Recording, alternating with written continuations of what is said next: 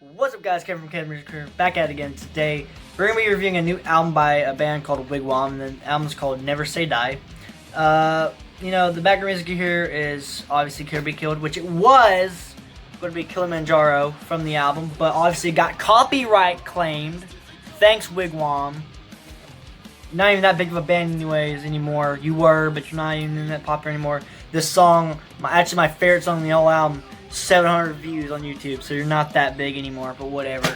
I don't know why you want to copyright claim me anyways. You're like, oh yeah, we're taking all your money from this. I'm like, dude, I got 11 subscribers, and I'm probably gonna get like 2 views on this video, bro. Why? You don't have to worry about it, bro. But whatever, it is what it is. Music, people.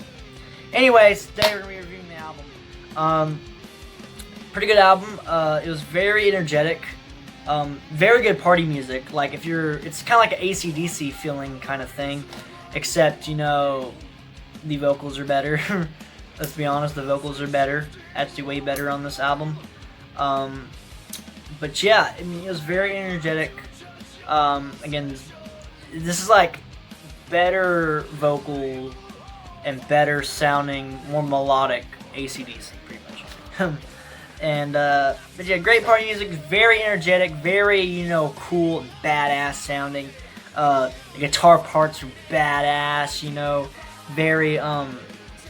very impressive and very professional sounding. You can tell these guys have been around for a while, and it sounds very cool, and, it sounds like, pretty much like they just did it easily, and it's like very good guitar work. And it sounds like he was just like, yeah, this was nothing, I could do more than that, so that was a pretty good part. The drums were a little simplistic and not really exciting, so if anything, I would have to complain on the drums being a little too simplistic. Kind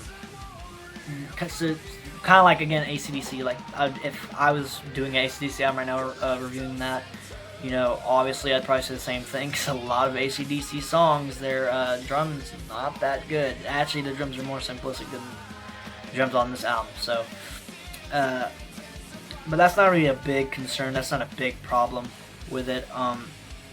I couldn't hear the bass, which again is not a big problem. A lot of songs and a lot of bands, a lot of music in the rock and metal. There's a lot of bands who like release an album and you can't hear the bass at all, which again a lot of bands fall victim to. There's some bands you can hear the bass, the guitar, the drums, all that clearly. And there's just some bands you can just hear guitar, drums, and singing. And so there's some bands you just don't hear the drums barely. So, now if it was drums I couldn't hear it, I'd be complaining, because that doesn't happen that often, but it does happen every once in a while where you won't even be able to hear the drums. But I think they should have bumped the bass up a little bit.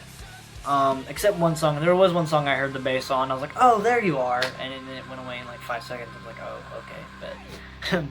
But, vocal melody was on point. The vocal melody was so good. Like, the melodies between the vocalists, the vocalist, my bad. There's not 2, there's 1. The melodies he was making in these songs with his voice were like spot on, very melodic, yet still sounding very cool, badass, and rugged still at the same time. And it was just like very, very good. The album cover is pretty good too. The album, in my opinion. Other people might say it's bad. I say it's pretty good. I also think, but now when you compare it to Singularity by Rain or Kill or Be Killed, their album Reluctant Hero, I mean, it doesn't compete. I think Reluctant Hero and Singularity, both those albums have better album covers than this, but it's still a pretty good album cover. I still like the album cover a lot. My favorite song on the album was the 3rd song on the album, called Hypnotized. That song, out of 10, if I had to rank it out of 10, I'd probably give it like a 9.5. It was good. I loved it.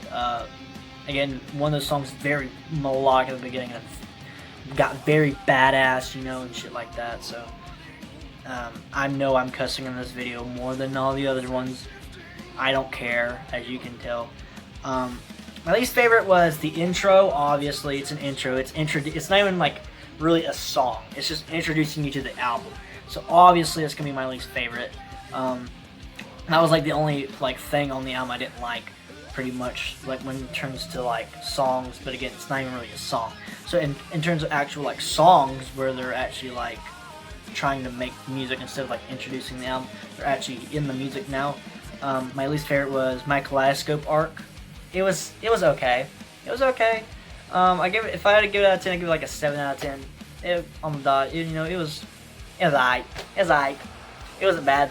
At first I didn't really like it, and then like it slowly came back up and I was like, okay, this is actually a pretty good song.